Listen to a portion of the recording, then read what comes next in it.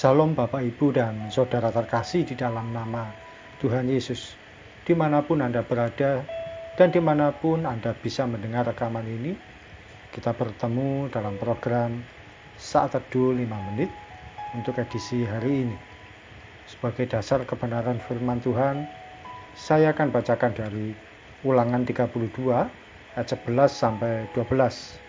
Firman Tuhan berkata, "Laksana Raja Wali menggoyang bangkitkan isi sarangnya, melayang-layang di atas anak-anaknya, mengembangkan sayapnya, menampung seekor, dan mendukungnya di atas kepaknya.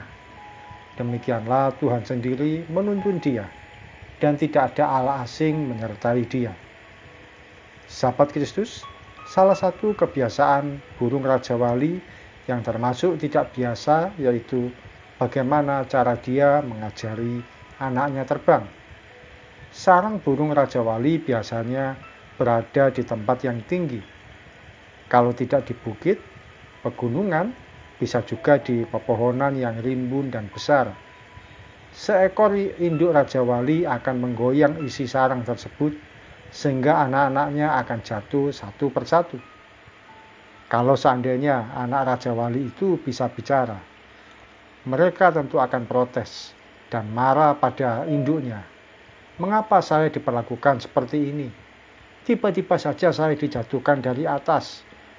Mungkin saja dia berkata pada induk Raja Wali ini, "Kamu jahat." Saat masih dalam proses menuju ke bawah itu, seekor induk Raja Wali secepat kilat akan menyusul.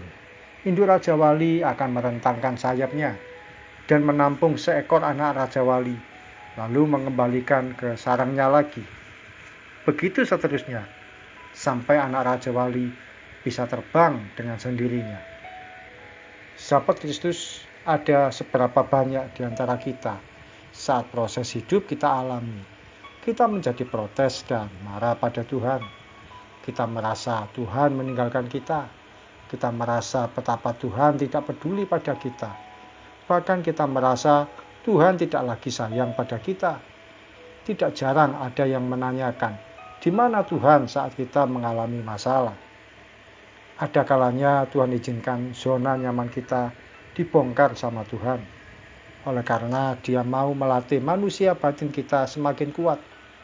Pada suatu kali tanpa kita sadari, kita akan muncul sebagai seorang yang mampu merentangkan sayap iman dengan kuat, sehingga kita akan melewati badai kehidupan ini dan menjadi lebih dari pemenang. Mari kita berdoa. Terima kasih Tuhan Yesus, kami mendapatkan pelajaran yang berharga pada pagi hari ini, bahwa melalui situasi kehidupan yang tidak mudah, situasi yang sulit, situasi yang menurut kami tidak menyenangkan, sebenarnya Engkau sedang melatih otot-otot rohani kami, supaya semakin kuat, semakin berakar, semakin teguh, dan semakin perkasa di dalam Engkau. Kami tidak lagi menjadi pribadi yang murahan, yang cengeng, yang hanya menangisi diri kami sendiri.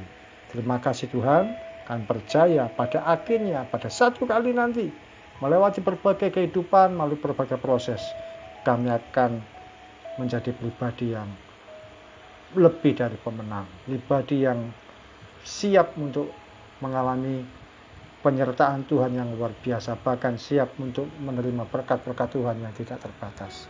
Dalam nama Tuhan Yesus kami berdoa dan mengucap syukur. Amin.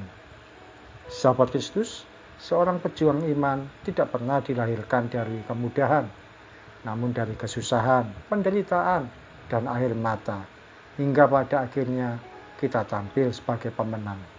Salam dari saya, Pendeta Oki Raharjo dari Mitspa Ministry. Tetap setia sampai garis akhir. Tuhan Yesus memberkati.